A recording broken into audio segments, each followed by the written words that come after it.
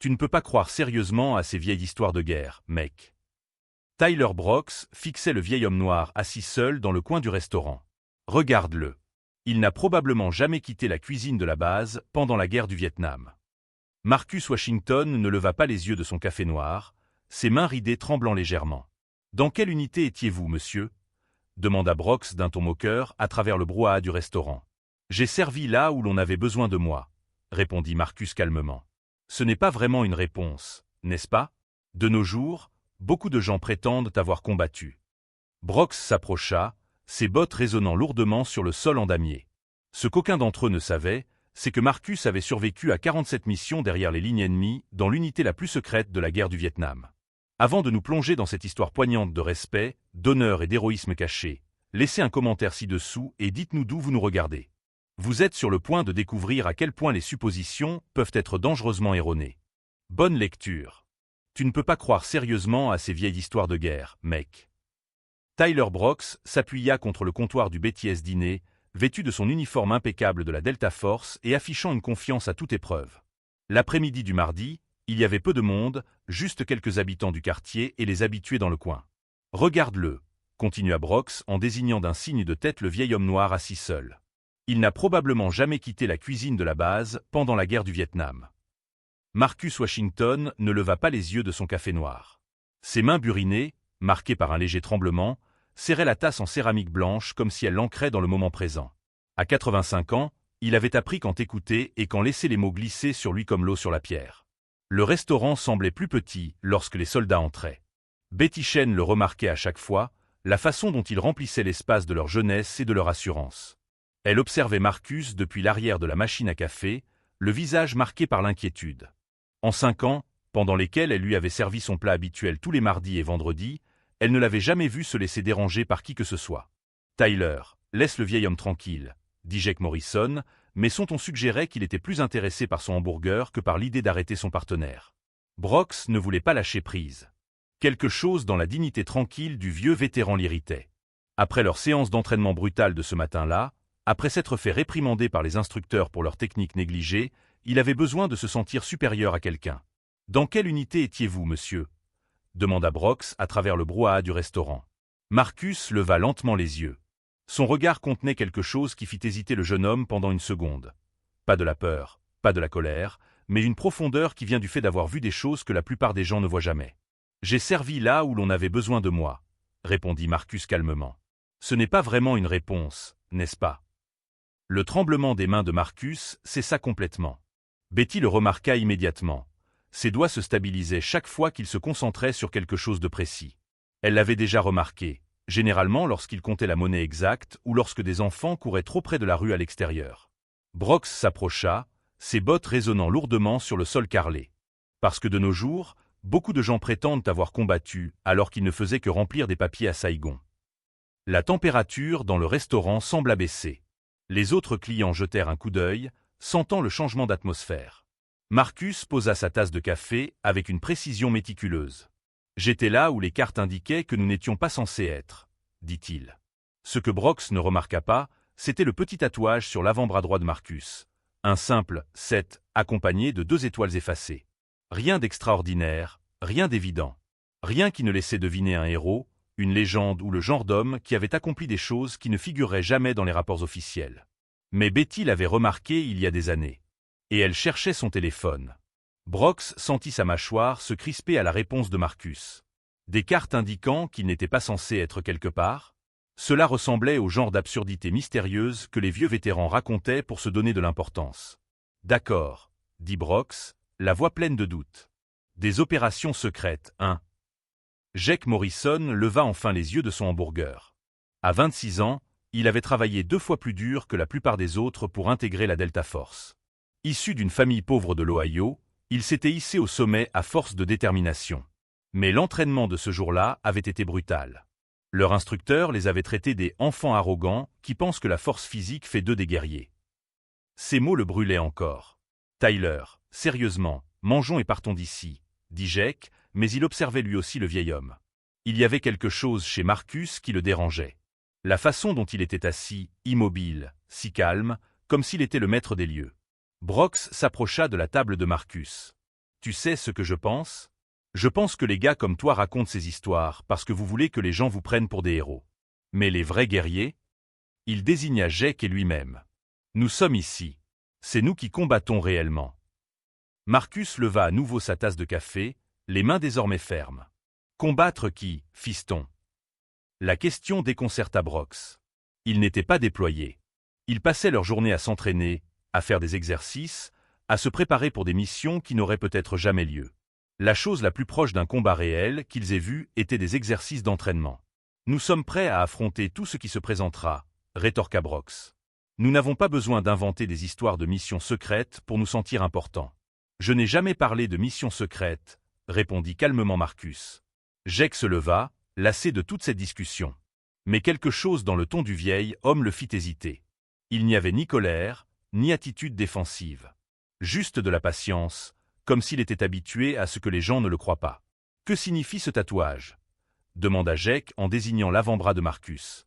Marcus baissa les yeux vers le simple « 7 », accompagné de 2 petites étoiles. Cet homme bien avec lesquels j'ai servi. C'est tout? Ricana Brox. Pas de désignation d'unité, pas d'aigle, de drapeau ou quoi que ce soit de militaire. C'est tout ce dont j'avais besoin, répondit Marcus. Derrière le comptoir, Betty finit de composer le numéro de sa fille. Jennifer travaillait au siège social de Fort Liberty. Elle saurait quoi faire face à des soldats qui harcelaient les clients.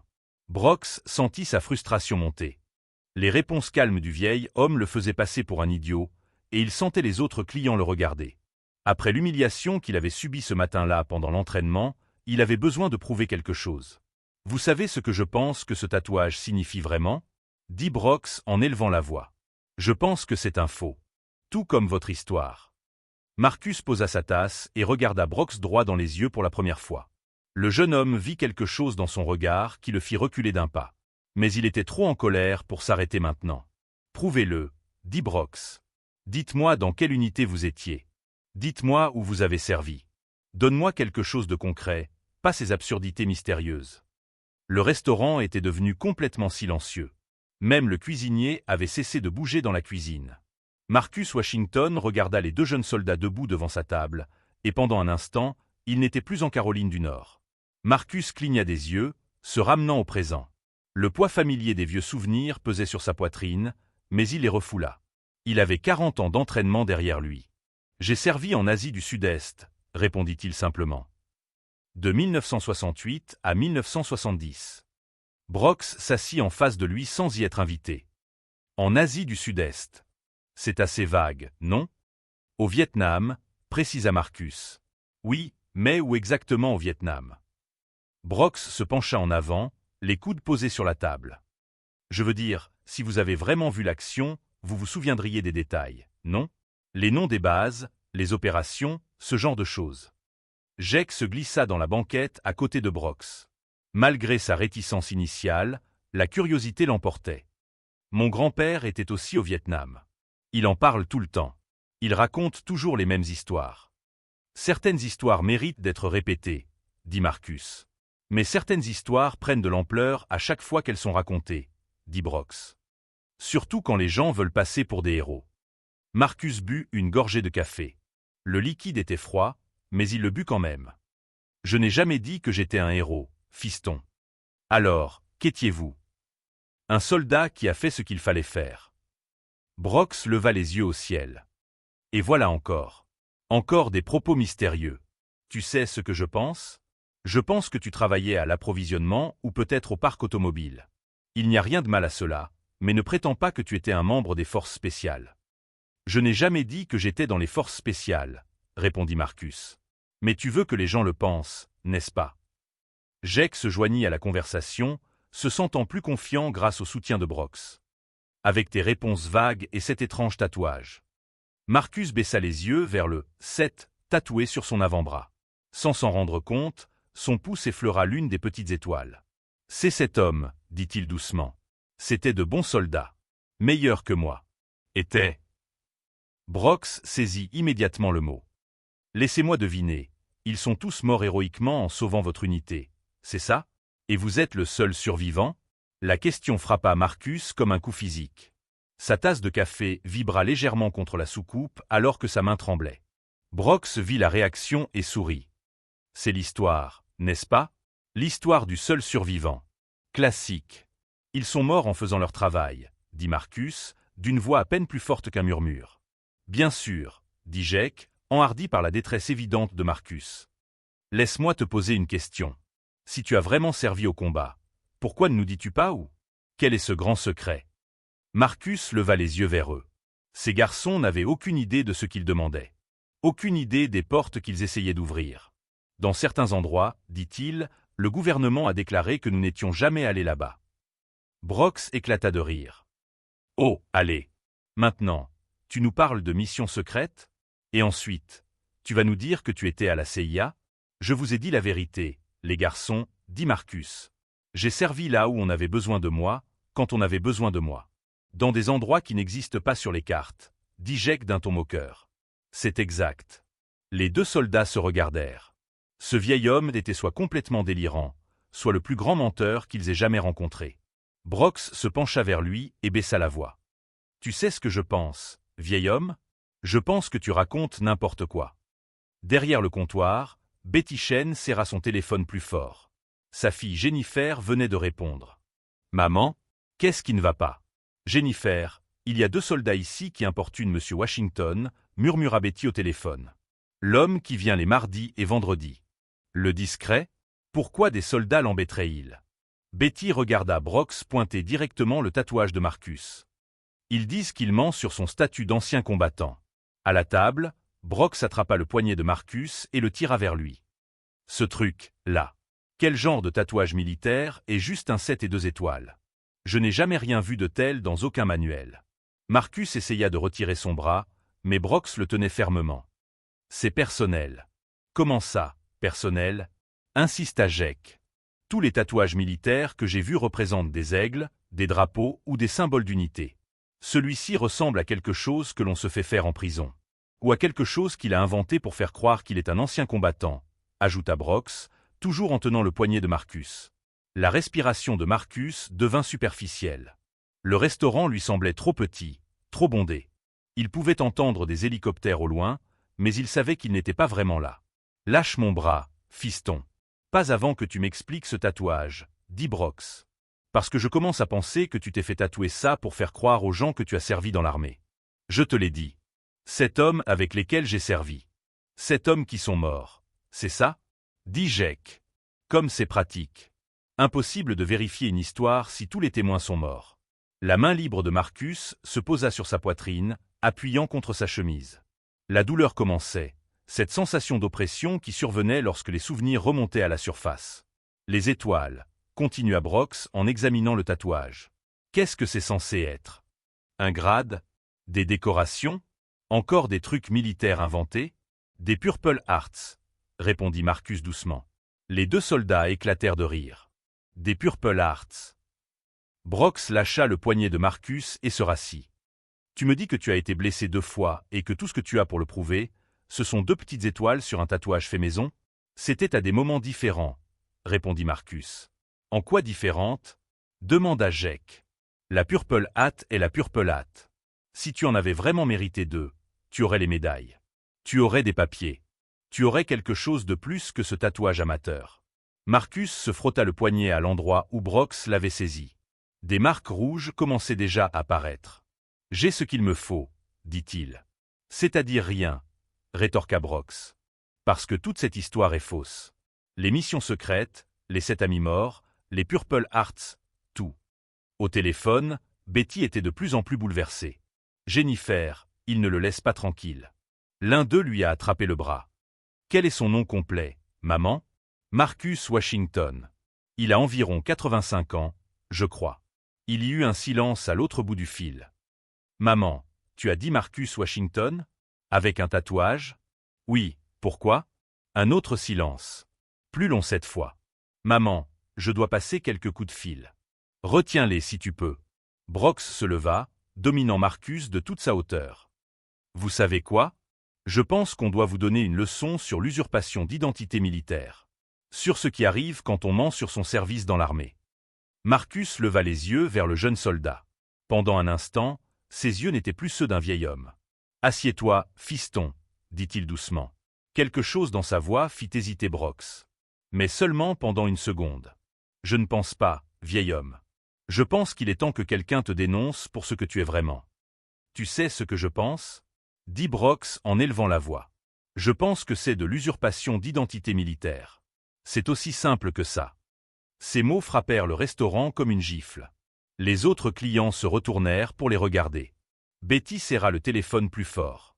L'usurpation de décoration militaire est une accusation grave, mon garçon, dit Marcus, mais sa voix était désormais plus faible. Oui, c'est vrai, acquiesça Brox. Et tu sais ce que je pense d'autre? Je pense que les types comme toi, au Vietnam, n'ont probablement jamais vu de véritable combat. Vous êtes restés en sécurité dans vos bases, vous avez fait de la paperasse, vous avez peut-être conduit des camions. Les mains de Marcus se mirent à trembler plus fort. Malgré la climatisation, des gouttes de sueur apparurent sur son front. Ce n'est pas, commença Marcus, puis il s'interrompit.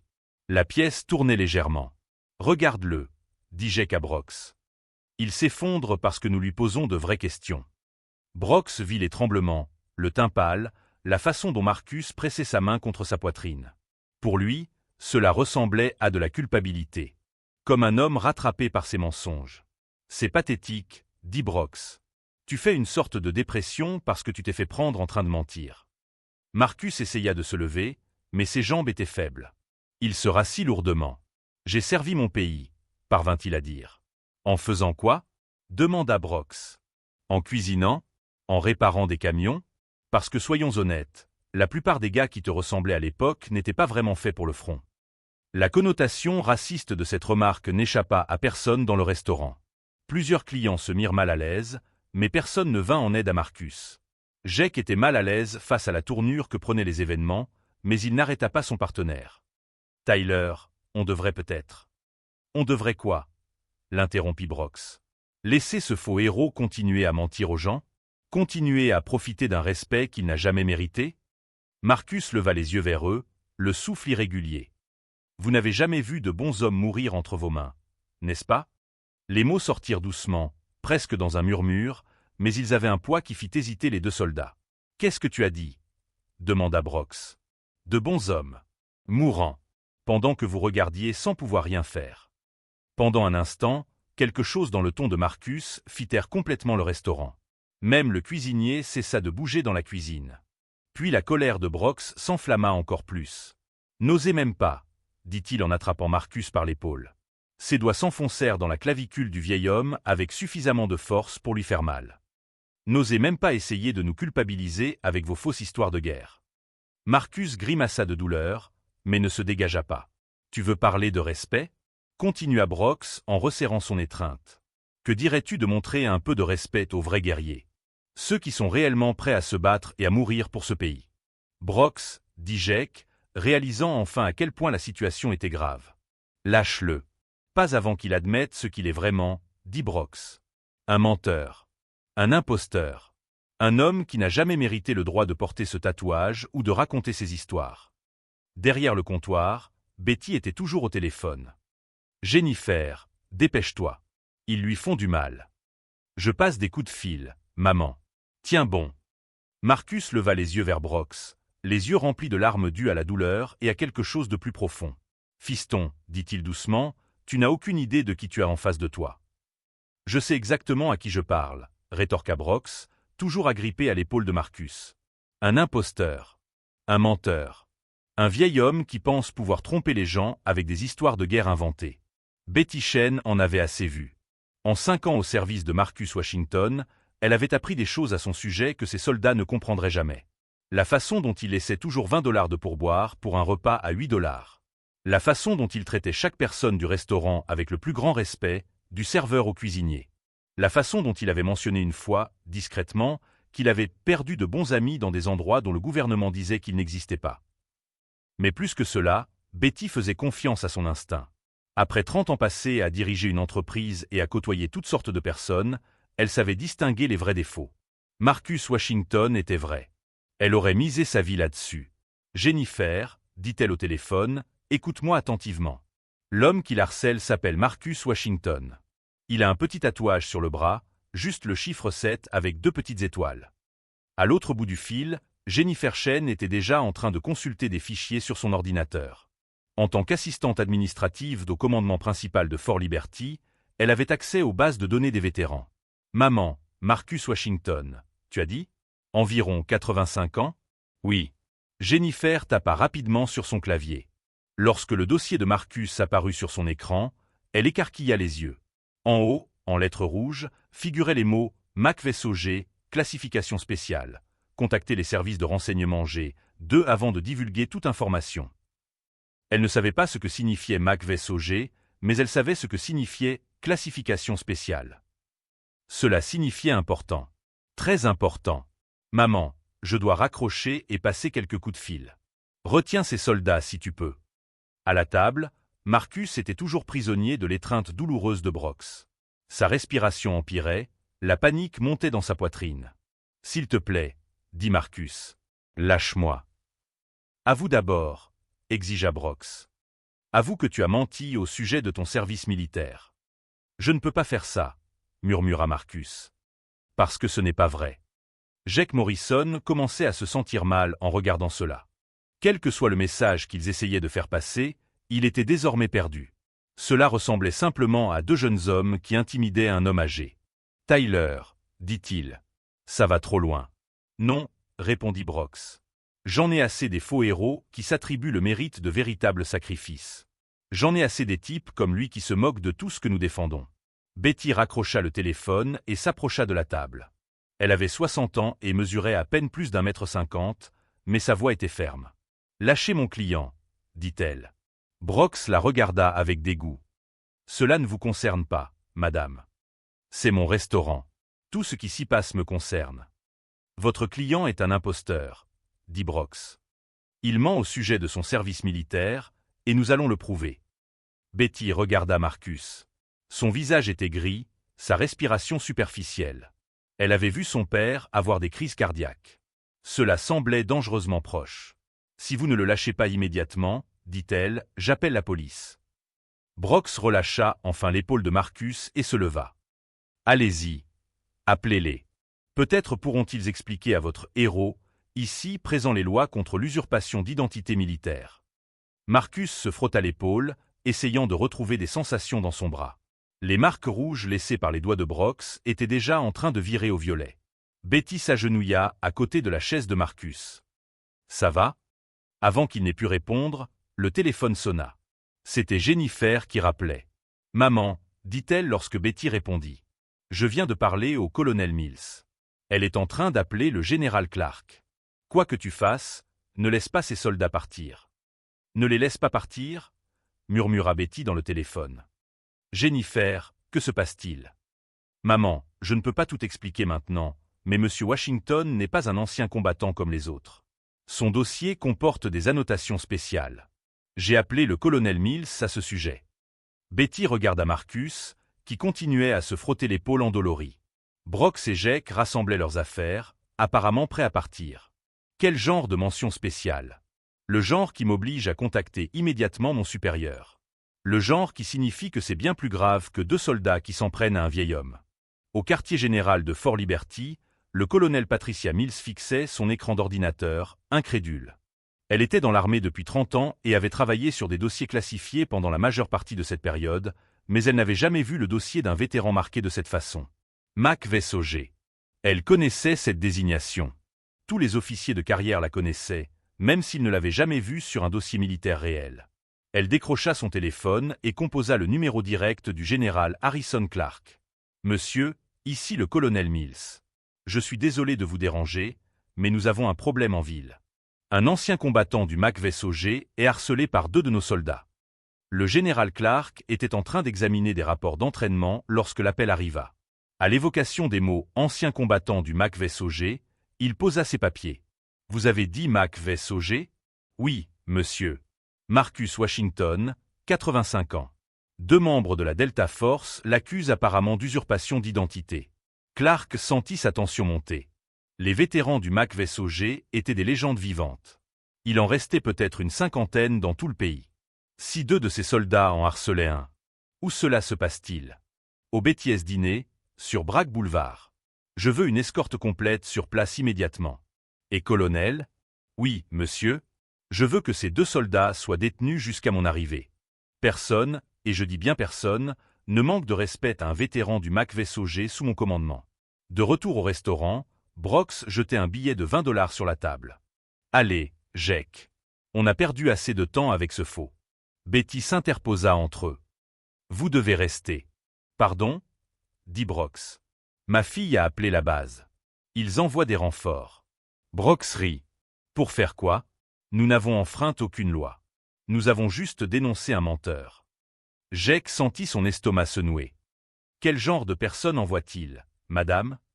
Betty regarda Marcus, qui observait la scène d'un air fatigué. Ceux qui savent qui il est vraiment. Brox secoua la tête. C'est ridicule. Allez, Jake. Ils se dirigèrent vers la porte, mais Jake hésita. Quelque chose dans l'assurance de la vieille femme le dérangeait. Pourquoi était-elle si sûre que téléphoner à la base aiderait le vieil homme? Tyler, dit-il. On devrait peut-être attendre. Attendre quoi? Qu'ils envoient quelqu'un pour expliquer que l'usurpation d'identité militaire est illégale? Je le sais déjà. Mais alors qu'ils atteignaient la porte, ils entendirent des véhicules approcher. Plusieurs véhicules. Qui roulaient vite. À travers la fenêtre, Jake vit 3 suburbans noirs avec des plaques d'immatriculation gouvernementale entrer dans le parking. « Oh non !» murmura-t-il. Le général Harrison Clark sortit du suburban du milieu avant qu'il ne soit complètement arrêté. À 62 ans, il se déplaçait toujours comme le soldat qu'il était depuis l'âge de 19 ans. Derrière lui, 6 policiers militaires en uniforme de cérémonie formaient une formation serrée. Brox sentit sa bouche s'assécher. « Jake, nous devons partir. Tout de suite. » Mais il était trop tard. Les policiers militaires s'étaient déjà positionnés aux 2 sorties du restaurant. Professionnels, précis et absolument sérieux. Le général Clark franchit la porte d'entrée, ses 4 étoiles clairement visibles sur son uniforme.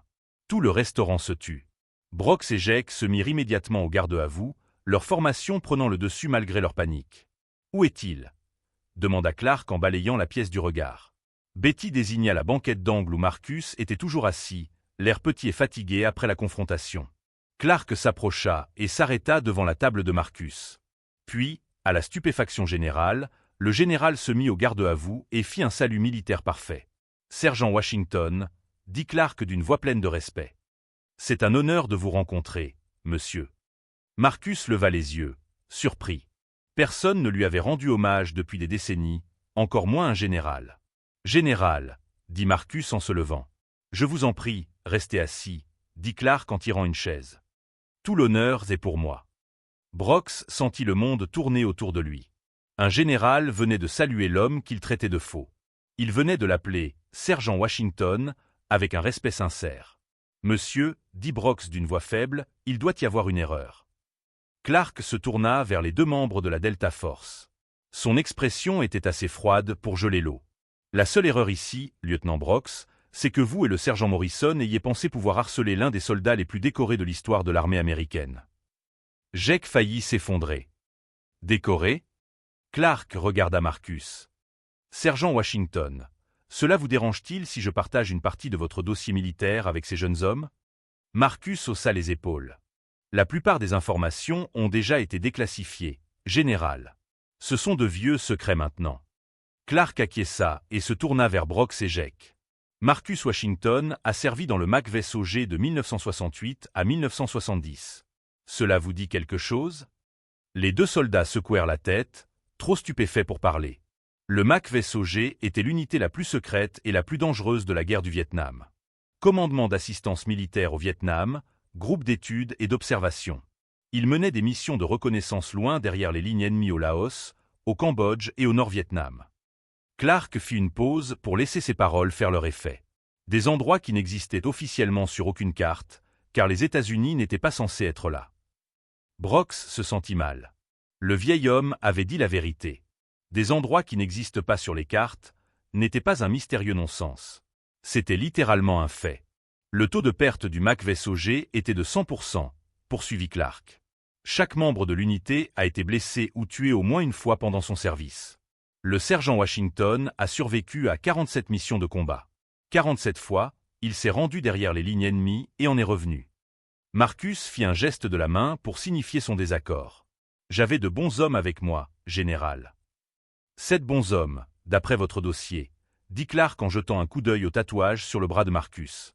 Tous ont donné leur vie pour leur pays. Le 7 sur le bras de Marcus prit soudain tout son sens. Tout comme les 2 petites étoiles. Le général Clark retroussa sa manche, révélant un petit tatouage sur son avant-bras. 3 lettres, SOG, avec la date 1983, en dessous. Je l'ai fait faire quand j'étais jeune lieutenant, dit-il. Quand j'ai découvert pour la première fois ce que des unités comme la vôtre avaient accompli au Vietnam. Vos hommes ont été à l'origine de tout ce que nous faisons aujourd'hui dans le domaine des opérations spéciales. Marcus regarda le tatouage du général avec une légère surprise. Vous n'aviez pas besoin de faire ça, monsieur. Si, j'avais besoin de le faire, répondit Clark avec fermeté. Parce que trop de gens ignorent l'histoire. Ils ne comprennent pas ce que vous avez sacrifié. Le général se tourna vers Brox et Jake, qui se tenaient au garde à vous, pâles comme des linges. Savez-vous ce que représentent les 2 étoiles sur le tatouage du sergent Washington? Aucun des 2 soldats ne répondit. Ils étaient incapables de parler. 2 Purple Hearts. Blessé 2 fois au combat. Savez-vous combien d'ennemis confirmés il a tués? 43. Savez-vous combien de vies américaines il a sauvées en identifiant les voies d'approvisionnement et les positions d'artillerie ennemies? Une estimation prudente? 3000. Brox eut envie de vomir. 3000 soldats américains étaient en vie grâce à l'homme qu'il avait traité de faux. Le tatouage que vous avez raillé, poursuivit Clark, représente l'une des équipes de combat les plus élitistes de l'histoire militaire. Ces hommes qui sont allés là où aucune personne s'enseignerait, ont fait des choses qui ne peuvent être consignées dans les rapports officiels et ont sauvé plus de vies américaines que la plupart des divisions entières. Marcus se tortilla sur son siège, mal à l'aise. Général, ça suffit. Non, monsieur, ça ne suffit pas, répondit Clark. Ces jeunes hommes doivent comprendre exactement qu'ils ont manqué de respect. Il sortit son téléphone et leur montra une photo déclassifiée datant de 1969.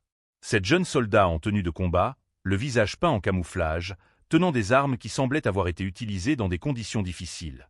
L'équipe de reconnaissance MacVeso G7, dit Clark. L'équipe de reconnaissance la plus performante de l'histoire de l'unité. Un seul d'entre eux est rentré chez lui. Marcus regarda la photo, le regard lointain. Tommy n'avait que 18 ans, dit-il doucement. Il venait de sortir du camp d'entraînement. C'était un bon garçon. Il voulait devenir enseignant à son retour. Tommy Rodriguez, lut Clark sur son téléphone. Tué au combat, Cambodge, 1969. Âgé de 18 ans. Marcus acquiesça. Rodriguez, Williams, Johnson, Mitchell, Patterson et O'Brien. Tous étaient des hommes bien. Tous sont morts en faisant leur travail. Brox retrouva enfin la parole. Monsieur, nous ne savions pas. L'expression de Clark ne s'adoucit pas. Ce n'est pas une excuse, lieutenant. L'ignorance de l'histoire militaire n'est pas acceptable pour des officiers des forces spéciales. Jake s'avança. Général, pouvons-nous faire quelque chose pour réparer cela? Ce n'est pas à moi d'en décider, répondit Clark en regardant Marcus. C'est au sergent Washington. Tous les regards se tournèrent vers le vieil homme assis tranquillement dans le coin. L'homme qu'ils avaient traité de menteur, d'imposteur, de fraudeur. L'homme qui avait en réalité fait plus pour son pays que la plupart des gens ne pouvaient l'imaginer. Marcus regarda les 2 jeunes soldats, qui semblaient vouloir disparaître sous terre. Ce ne sont que des garçons, général, dit-il doucement. Des garçons qui ne connaissent pas encore leur histoire. Ce sont des officiers de l'armée américaine, répondit Clark. Ils devraient être mieux informés. Marcus se leva lentement, les articulations raides après être resté assis si longtemps. Il s'approcha de Brox et Jake, qui se tenaient toujours au garde à vous. Repos, dit-il. Ils se détendirent légèrement, mais la honte se lisait clairement sur leur visage. Marcus regarda les 2 jeunes soldats debout devant lui. Leur visage reflétait un mélange de honte, de peur et d'incrédulité. Vous avez commis une erreur, dit Marcus doucement. Mais ce n'est pas la première fois que quelqu'un ne croit pas les histoires de guerre d'un vieil homme. La voix de Brox se brisa lorsqu'il prit la parole. Monsieur, nous sommes désolés, mais cela ne suffit pas. Non, en effet, acquiesça le général Clark. Mais c'est un début. Marcus leva la main. Général, si vous me le permettez? Clark acquiesça. Marcus regarda Brox droit dans les yeux. Mon garçon, tu m'as demandé de prouver mon service. Tu voulais des détails. Brox acquiesça, incapable de soutenir le regard de Marcus. Opération Salem Aos, dit Marcus. Opération transfrontalière au Cambodge. J'ai dirigé 47 missions entre 1968 et 1970. J'ai perdu ma première équipe lors de la 12e mission. J'ai perdu ma deuxième équipe lors de la 31e mission. Le restaurant était complètement silencieux. Même le cuisinier avait arrêté de travailler pour écouter. Le tatouage que vous avez remis en question?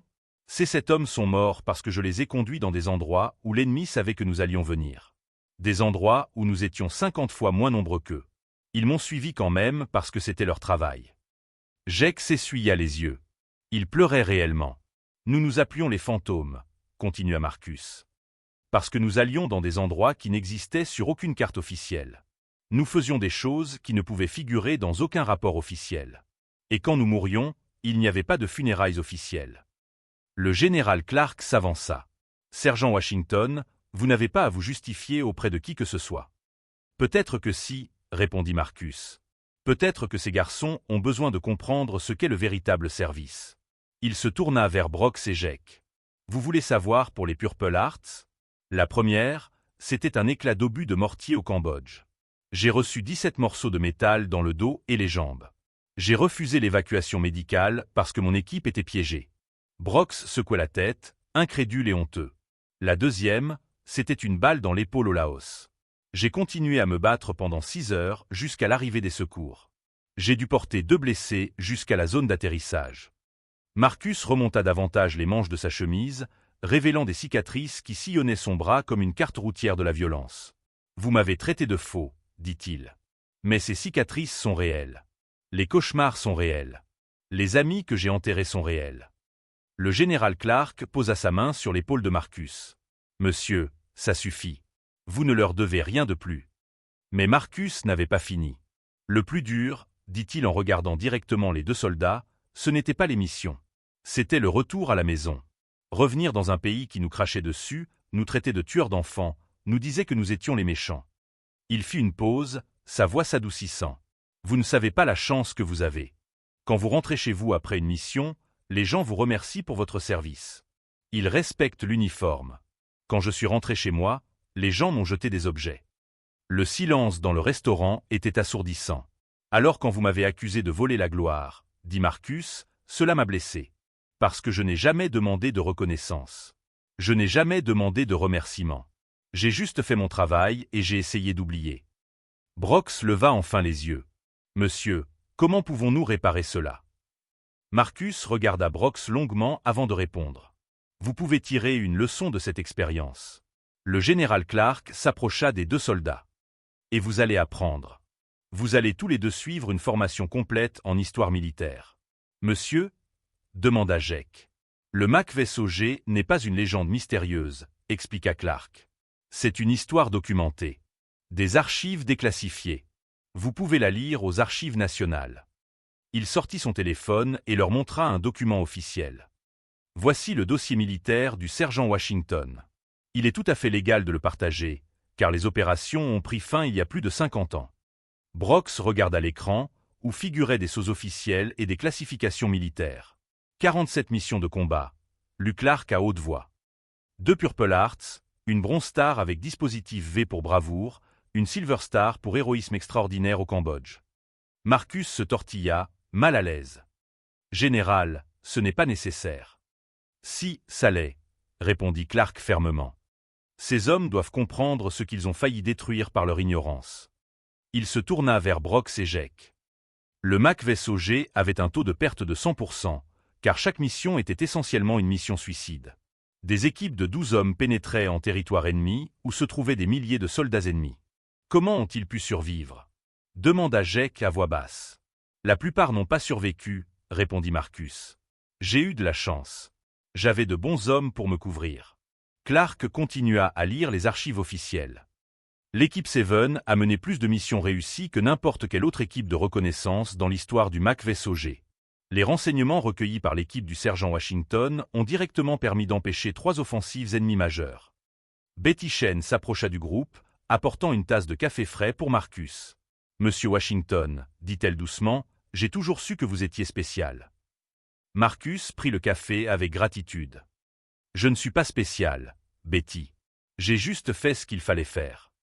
Le général Clark regarda autour de lui dans le restaurant, s'assurant que tout le monde pouvait l'entendre clairement. « Je veux que tout le monde ici comprenne quelque chose », annonça-t-il. « Ce qui s'est passé aujourd'hui ne doit plus jamais se reproduire. Cet homme est un morceau vivant de l'histoire militaire américaine. » Il désigna le tatouage de Marcus. Ce simple chiffre, 7 représente plus de courage que la plupart d'entre nous ne connaîtront jamais. Ces 2 étoiles représentent le sang versé pour des inconnus qu'il n'a jamais rencontrés. Brox retrouva sa voix. « Monsieur, que va-t-il nous arriver maintenant ?»« Cela dépend de l'armée, » répondit Clark. « Mais je peux vous dire ceci, vos habilitations de sécurité sont immédiatement suspendues. Vous serez tous 2 transférés à des tâches administratives pendant que nous examinons votre conduite. » Le visage de Jake devint livide. Perdre leur habilitation de sécurité signifiait perdre leur place dans la Delta Force. « Notre carrière est terminée, » murmura-t-il. « Peut-être, » répondit Clark sans détour. « Cela dépendra de ce que vous tirerez de cette expérience. » Marcus se leva lentement, posant sa tasse de café. « Général, puis-je dire quelque chose ?»« Bien sûr, monsieur. » Marcus regarda Brox et Jake, qui semblaient tous 2 avoir vu leur monde s'écrouler. « Je ne veux pas que leur carrière soit détruite, » dit-il. « Ils ont commis une erreur. Une grave erreur. Mais ils restent des soldats. » Clark haussa un sourcil. « Monsieur, ils vous ont humilié publiquement.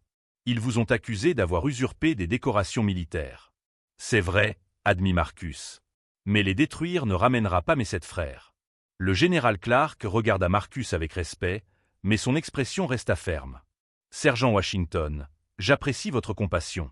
Mais il ne s'agit pas seulement de vous. Il s'agit des normes militaires. » Marcus acquiesça. « Je comprends, monsieur. » Clark se tourna vers Brox et Jake.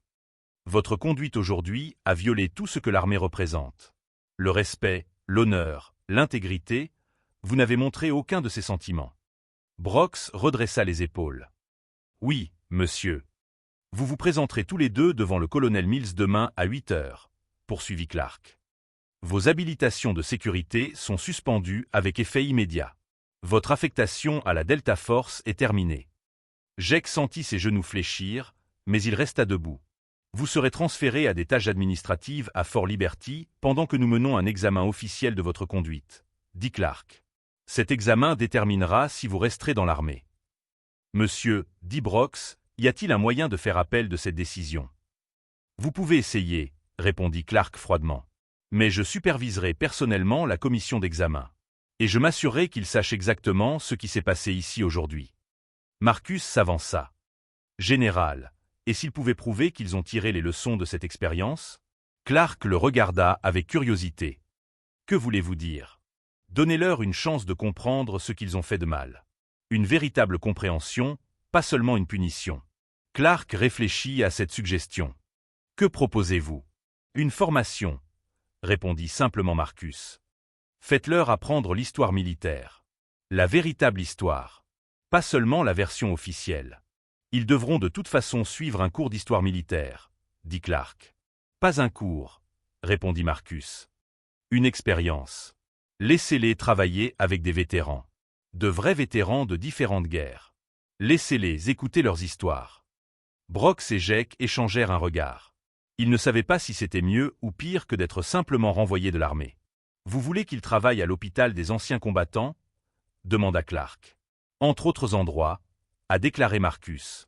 « Qu'ils comprennent ce que signifie vraiment le service avant de juger les autres. » Le général Clark est resté silencieux pendant un long moment, réfléchissant à la proposition. « 2 ans, » a-t-il finalement déclaré en regardant Brox et Jake. « 2 ans de service communautaire auprès d'anciens combattants. Vous suivrez également un cours intensif d'histoire militaire. »« Et si nous acceptons ?» a demandé Jake. « Nous réexaminerons alors votre cas, » répondit Clark. « Mais comprenez bien que vous ne retrouverez jamais votre poste au sein de la Delta Force. Ils sont perdus à jamais. » Brox acquiesça lentement. « Nous comprenons, monsieur. »« Vraiment ?» demanda Clark. « Car ce matin, vous pensiez tout savoir sur le métier de soldat. Vous pensiez être de véritables guerriers. »« Nous avions tort, » dit Jake doucement. Marcus s'approcha de Betty, qui avait observé toute la scène avec des yeux écarquillés. « Betty, pourrais-je avoir l'addition, s'il vous plaît » Monsieur Washington, votre repas est offert par la maison aujourd'hui. Non, madame, dit Marcus fermement. Je paie ma part. Betty sourit et lui tendit l'addition. Comme d'habitude, elle s'élevait à 8 $ pour un café et un sandwich. Comme d'habitude, Marcus laissa un billet de 20 $. Le général Clark observa cet échange avec intérêt. Même après avoir été publiquement innocenté, même après avoir fait sanctionner 2 soldats pour lui avoir manqué de respect, Marcus Washington insistait toujours pour payer sa part.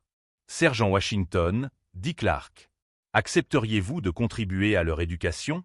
Marcus eut l'air surpris. Monsieur, vous pourriez leur enseigner des choses qu'ils ne peuvent pas apprendre dans les livres. Marcus regarda Brox et Jake, qui fixaient tous deux le sol. Je vais y réfléchir, général. Le lendemain matin, Marcus Washington était assis dans le même coin du BTS dîner, buvant son café noir habituel.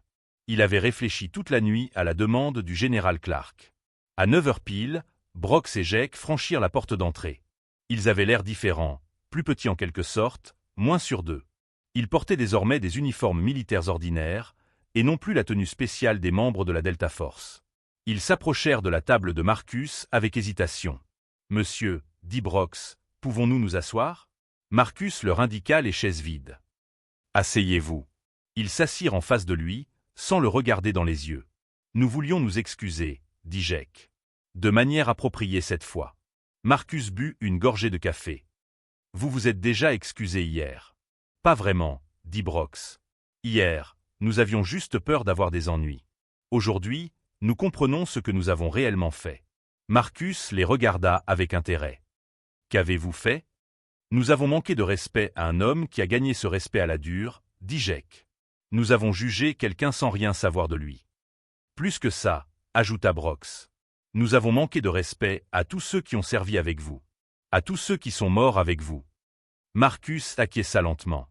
« C'est plus proche de la vérité. » Betty s'approcha avec 2 autres tasses de café, qu'elle posa devant Brox et Jake sans qu'il le lui ait demandé. La gentillesse de ce geste ne passa pas inaperçue. « Le général Clark nous a parlé du programme éducatif, » dit Brox. « Nous voulions vous demander si vous envisageriez vraiment de nous aider. » Marcus resta silencieux pendant un long moment. Lorsqu'il prit la parole, sa voix était douce mais ferme. « Vous n'êtes pas de mauvais soldats, dit-il. Vous êtes juste jeunes. Jeunes et ignorants en matière d'histoire. Nous le savons maintenant, dit Jake. Vraiment? Demanda Marcus. Parce que savoir que vous êtes ignorant et faire quelque chose pour y remédier sont 2 choses différentes. Il se pencha légèrement en avant. Chaque génération de guerriers s'appuie sur la génération qui l'a précédée. Les tactiques que vous utilisez, l'équipement que vous portez, l'entraînement que vous avez reçu, tout cela vient d'hommes qui se sont battus et sont morts en apprenant ces leçons. Brock s'acquiesça. Nous n'y avions jamais pensé. C'est là le problème, dit Marcus. Vous pensiez avoir inventé le courage. Vous pensiez être les premiers soldats à affronter le danger. Marcus prit une autre gorgée de café, organisant ses pensées. Je ne suis plus en colère contre vous, les garçons, dit-il. La colère est une perte d'énergie. Mais je suis déçu. Ces mots les touchèrent plus profondément que n'importe quel cri. Comment pouvons-nous réparer cela? Demanda Jake. Marcus les regarda attentivement tous les deux. Vous voulez réparer cela, ou vous voulez vous sentir mieux dans votre peau? La question les prit au dépourvu. Quelle est la différence? Demanda Brox. Réparer, cela signifie apprendre. Vraiment apprendre. Pas seulement lire des livres ou suivre des cours, mais comprendre ce que signifie le service. Marcus fit une pause, pensant à ses 7 coéquipiers disparus. Le service, ce n'est pas être le plus dur à cuire de la pièce, dit-il. C'est être prêt à mourir pour des gens que vous ne connaissez même pas. Des gens qui ne vous remercieront peut-être jamais. Des gens qui pourraient même vous détester pour ce que vous avez fait. Jake sentit les larmes lui monter à nouveau aux yeux. Comment apprend-on cela? En écoutant, répondit simplement Marcus. En respectant ceux qui vous ont précédés. En comprenant que le courage n'est pas quelque chose que l'on prouve, mais quelque chose que l'on vit. Marcus tendit les mains par-dessus la table et serra celles des 2 hommes. Je vais vous aider à apprendre, dit-il. Mais seulement si vous me promettez quelque chose. Tout ce que vous voulez, répondit rapidement Brox. Promettez-moi que vous ne ferez plus jamais ressentir à un autre vétéran ce que vous m'avez fait ressentir hier. 2 ans plus tard, Tyler Brox poussait un vétéran âgé dans le couloir du centre médical VA de Fayetteville. L'homme s'appelait Robert Shen, l'oncle de Betty, qui avait servi en Corée. « Parlez-moi encore du froid, monsieur Chen, » dit Brox. « 40 degrés sous zéro, » répondit Robert d'une voix faible mais claire. Nous devions verser de l'eau chaude sur nos fusils chaque matin pour qu'ils fonctionnent. Brox avait entendu cette histoire des dizaines de fois au cours des 2 dernières années, mais il écoutait comme si c'était la première fois. Il avait appris que les anciens combattants ne répétaient pas leurs histoires parce qu'ils étaient séniles, mais parce qu'ils avaient besoin que quelqu'un s'en souvienne. Au bout du couloir, Jake Morrison aidait un ancien combattant du Vietnam nommé David Williams à faire sa rééducation.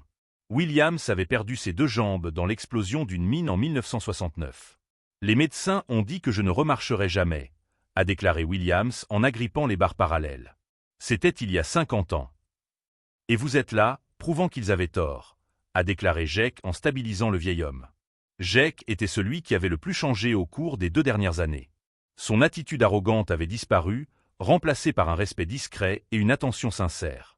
Il avait découvert quelque chose qu'il n'aurait jamais imaginé. Il aimait aider les gens. Tous les mardis et vendredis, Brox et Jake retrouvaient Marcus au BTS dîner. Ce n'était plus une punition, mais parce qu'ils étaient devenus amis. Marcus leur racontait des histoires sur le Vietnam, et eux lui racontaient ce qu'ils avaient appris d'autres vétérans. « Aujourd'hui, j'ai rencontré un ancien combattant de la Seconde Guerre mondiale », raconta Brox à Marcus un après-midi. « Il a 98 ans. Il a combattu en Normandie. »« Que t'a-t-il dit » demanda Marcus. « Qu'il fait encore des cauchemars, » répondit Brox. « Il se réveille encore en entendant les tirs d'artillerie. Je n'avais jamais réalisé que la guerre vous marque à jamais. » Marcus acquiesça. « C'est vrai. Mais les amitiés aussi. Tout comme la fierté d'avoir servi une cause plus grande que soi. » Jake s'était inscrit à des cours à l'université pour étudier l'histoire militaire.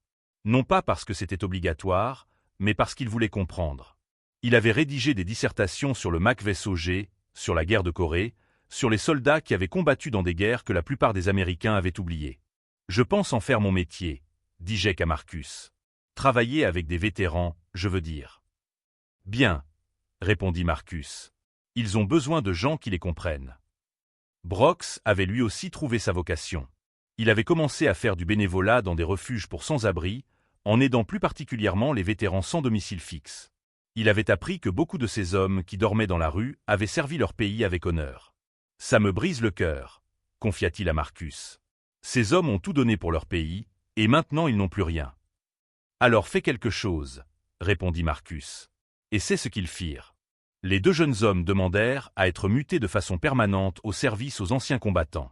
Ils voulaient consacrer leur carrière militaire à aider les hommes et les femmes qui avaient servi avant eux. Le général Clark approuva immédiatement leur mutation. Il avait observé leur transformation avec satisfaction. Les garçons arrogants qui avaient harcelé un ancien combattant avaient disparu, remplacés par des hommes mûrs qui comprenaient ce que signifiait vraiment le service. « Sergent Washington, » dit Clark lors d'une de ses visites à l'hôpital des anciens combattants, « vous avez accompli un miracle avec ces 2-là. » Marcus aidait un jeune ancien combattant d'Afghanistan à apprendre à marcher avec des prothèses. Il leva les yeux et sourit. « Ce n'est pas un miracle, général. Je leur ai simplement montré ce qui leur manquait. »« Et qu'est-ce donc ?»« Le respect, » répondit simplement Marcus. « Le respect pour les sacrifices qui ont été faits avant eux. » Le jeune vétéran trébucha, et Marcus le rattrapa sans effort. « Réessaie, mon garçon, » dit Marcus gentiment. « Tu vas y arriver. » Brox et Jake observaient depuis l'autre bout de la pièce, pensant tous de la même chose. Voilà à quoi ressemblait un vrai guerrier. 3 ans après cette première confrontation, le BTS dîner était devenu un endroit spécial. Tous les mardis et vendredis matins, des vétérans de différentes guerres se réunissaient autour de la grande table dans le coin au fond. Marcus Washington, aujourd'hui âgé de 88 ans, occupait toujours sa place habituelle. Mais il n'était plus seul. Brox et Morrison étaient devenus des habitués, loin des soldats arrogants qui avaient autrefois harcelé un vieil homme. Ils portaient désormais des uniformes différents, ceux des services aux vétérans, et se comportaient avec une dignité tranquille. « Parle-leur du thé, » dit Brox à Marcus, alors qu'un groupe de jeunes soldats entrait dans le restaurant. Marcus sourit. « Racontez-leur vous-même. Vous connaissez l'histoire. » Brox se tourna vers les nouveaux soldats, reconnaissant en eux la même arrogance qu'il avait autrefois. L'offensive du thé, en 1968, commença Brox. L'ennemi lança des attaques coordonnées à travers tout le Sud-Vietnam. L'équipe du sergent Washington se trouvait derrière les lignes ennemies lorsque cela commença. Les jeunes soldats écoutèrent respectueusement. La rumeur s'était répandue dans tout Fort Liberty au sujet du vétéran légendaire du MacVSOG qui tenait salon au BTS dîner. Combien d'entre vous savent ce que signifie MacVSOG? Demanda Jake au groupe. Un seul leva la main. C'est un problème, dit Marcus doucement. On ne peut pas savoir où l'on va si l'on ne sait pas d'où l'on vient. Le général Clark entra dans le restaurant, comme il le faisait presque tous les mardis matins. Les jeunes soldats se mirent immédiatement au garde à vous. Repos, dit Clark en se glissant dans la banquette à côté de Marcus. Sergent Washington, comment vont nos nouvelles recrues? Marcus regarda autour de la table les visages qui étaient devenus familiers. Des vétérans de Corée, du Vietnam, d'Irak, d'Afghanistan. Des hommes et des femmes qui avaient servi leur pays dans différentes guerres, mais qui partageaient le même lien. Ils apprennent, répondit Marcus. Betty s'approcha avec le café habituel de Clark et une tasse fraîchement préparée pour Marcus.